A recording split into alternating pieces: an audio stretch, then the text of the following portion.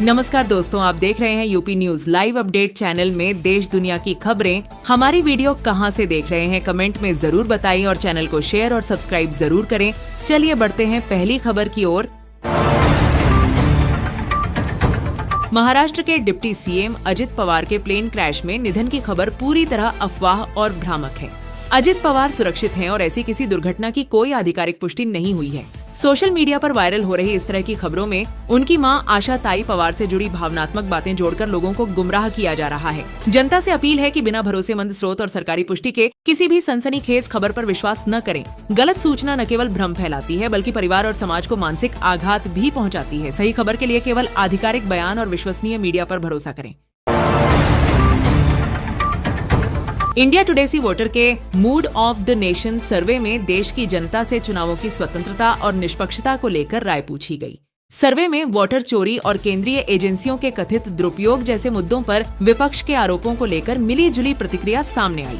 एक वर्ग का मानना है कि चुनाव प्रक्रिया पर भरोसा बना हुआ है, जबकि दूसरे वर्ग ने आशंका जताई कि सत्ता पक्ष के पक्ष में एजेंसियों का इस्तेमाल हो सकता है।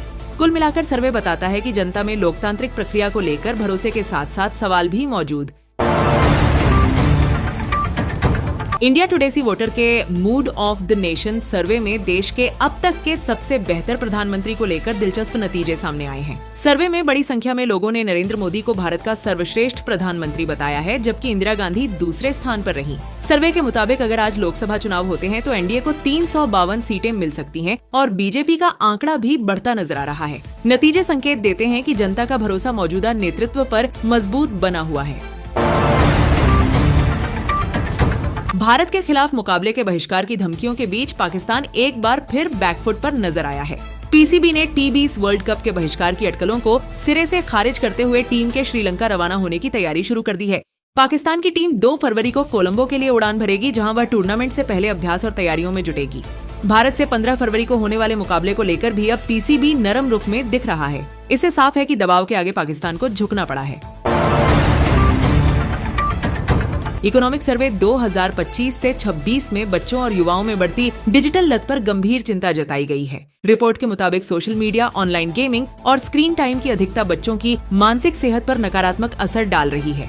एकाग्रता की कमी, तनाव, नींद की समस्या और अवसाद जैसे लक्षण तेजी से बढ़ रहे हैं। सर्वे में चेतावनी दी गई है कि अगर समय रहते इस लत पर नियंत्रण नहीं किया गया तो इसका असर देश की उत्पादकता, कार्यबल की गुणवत्ता और भविष्य की जीडीपी पर भी पड़ सकता है। विशेषज्ञों ने अभिभावकों, स्कूलों और सरकार से मिलकर संतुलित डिजिटल उपयोग की रणनीति अपनाने की जरूरत बताई है। पिछले 2 दिनों में चांदी की कीमतों में रिकॉर्ड तोड़ उछाल देखा गया है। बाजार में चांदी करीब 60,000 रुपए प्रति किलो तक महंगी हो गई, जिसने निवेशकों को चौंका दिया है।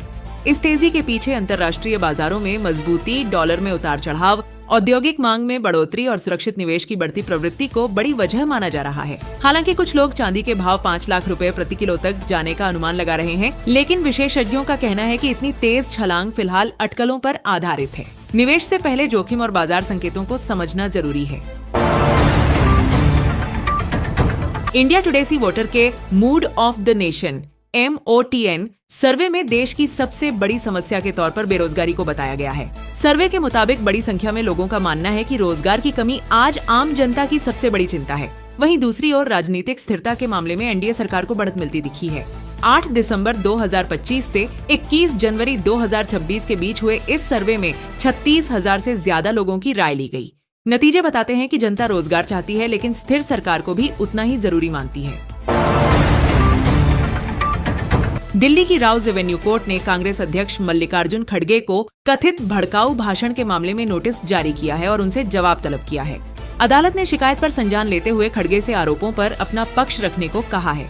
इससे पहले नवंबर 2024 में दिल्ली की 30 हजारी कोर्ट में भी इसी तरह के एक मामले में खड़गे के खिलाफ याचिका दायर की गई थी। अब राउज एवेन्यू कोर्ट में इस मामले की सुनवाई आगे बढ़ेगी, जिस पर सियासी हलकों में भी चर्चा तेज हो गई है। समाजवादी पार्टी के सांसद जावेद अली खान ने दावा किया है कि उत्तर प्रदेश में करीब 17 लाख लोगों के राशन कार्ड रद्द हो सकते हैं। उन्होंने कहा कि खाद्य सुरक्षा अधिनियम के तहत तय आय मानदंड पुराने हो चुके हैं और मौजूदा महंगाई के दौर में इनका संशोधन जरूरी है। सांसद का आरोप है कि पिछले 13 वर्षों से आय सीमा में कोई बदलाव नहीं हुआ, जिससे बड़ी संख्या में गरीब और जरूरतमंद लोग सरकारी राशन से वंचित हो सकते हैं। उन्होंने केंद्र सरकार से आय मानदंड की समीक्षा कर राहत देने की मांग की है। यूजीसी के नए नियमों को लेकर जारी विवाद पर सुप्रीम कोर्ट के फैसले से फिलहाल राहत मिली है। शीर्ष अदालत ने 17 दिन पहले लागू किए गए यूजीसी के नए नियमों पर अगली सुनवाई तक रोक लगा दी है और केंद्र सरकार व यूजीसी से जवाब तलब किया है। अदालत के इस अंतरिम आदेश के बाद 2012 के पुराने नियम फिलहाल लागू रहेंगे। हालांकि इस फैसले से विवाद पूरी तरह खत्म होगा या नहीं, इसे लेकर कई सवाल अभी भी बाकी हैं। नए नियमों की वैधता, छात्रों और शिक्षकों पर असर, राज्यों की भूमिका, शैक्षणिक स्वायत्तता और भविष्य की नीति को लेकर बहस जारी है।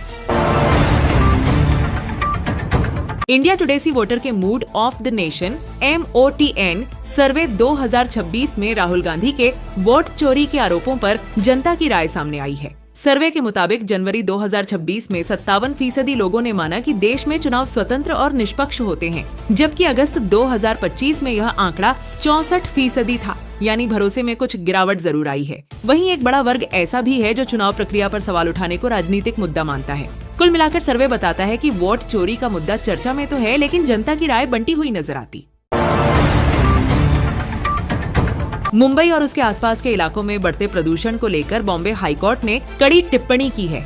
अदालत ने कहा कि अब तक प्रदूषण से निपटने के लिए किए गए उपाय नाकाफी साबित हुए हैं। इस पर सख्ती दिखाते हुए हाईकोर्ट ने हालात की निगरानी के लिए एक हाई पावर कमेटी गठित करने का फैसला लिया है। यह समिति वायु गुणवत्ता, निर्माण कार्य, ट्रैफिक और औद्योगिक प्रदूषण पर नजर रखेगी और समय समय पर रिपोर्ट पेश करेगी। कोर्ट के इस कदम से प्रदूषण नियंत्रण को लेकर ठोस और प्रभावी कार्रवाई की उम्मीद जताई जा रही है। आज तक सी वोटर के मूड ऑफ द नेशन 2026 सर्वे में अगले प्रधानमंत्री को लेकर जनता का मिजाज सामने आया है। सर्वे के मुताबिक 55% लोगों ने नरेंद्र मोदी को अगले PM के तौर पर सबसे बेहतर चेहरा बताया है। वहीं विपक्षी खेमे में राहुल गांधी को समर्थन मिला है, लेकिन वह मोदी से काफी पीछे नजर आए। सर्वे यह भी संकेत देता है कि मौजूदा नेतृत्व को लेकर जनता का भरोसा अभी मजबूत बना हुआ है। हालांकि कुछ लोग बदलाव की बात भी कर रहे हैं। कुल मिलाकर सर्वे के नतीजे बताते हैं कि प्रधानमंत्री पद की दौड़ में फिलहाल NDA और नरेंद्र मोदी की स्थिति मजबूत दिखाई दे रही है।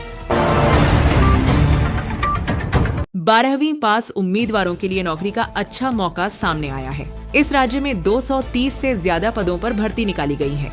भर्ती प्रक्रिया में अलग अलग विभागों के पद शामिल हैं, जिनके लिए न्यूनतम शैक्षणिक योग्यता 12वीं पास रखी गई है। इच्छुक उम्मीदवार निर्धारित आयु सीमा के भीतर आवेदन कर सकते हैं। चयन प्रक्रिया में लिखित परीक्षा, दस्तावेज सत्यापन या मेरिट के आधार पर चयन किया जाएगा। आवेदन प्रक्रिया ऑनलाइन रखी गई है और तय तारीख तक फॉर्म भरना होगा। सरकारी नौकरी की तैयारी कर रहे युवाओं के लिए यह भर्ती एक सुनहरा अवसर मानी जा रही है। बांग्लादेश और भारत के रिश्तों को लेकर एक नया सियासी ड्रामा शुरू होता दिख रहा है। बांग्लादेश में उठ रही राजनीतिक आवाजों के बीच भारत के साथ हुए एक बड़े समझौते को तोड़ने की बातें सामने आ रही हैं। माना जा रहा है कि आंतरिक दबाव और बदले हुए राजनीतिक समीकरणों के चलते ढाका सरकार इस समझौते की समीक्षा कर सकती है। हालांकि अभी तक इसे लेकर कोई आधिकारिक फैसला नहीं हुआ है। विशेषज्ञों का कहना है कि अगर बांग्लादेश ऐसा कदम उठाता है तो इसका असर द्विपक्षीय संबंधों, व्यापार और क्षेत्रीय स्थिरता पर पड़ सकता है। अब सबकी नजर बांग्लादेश सरकार के अगले कदम पर टिकी है।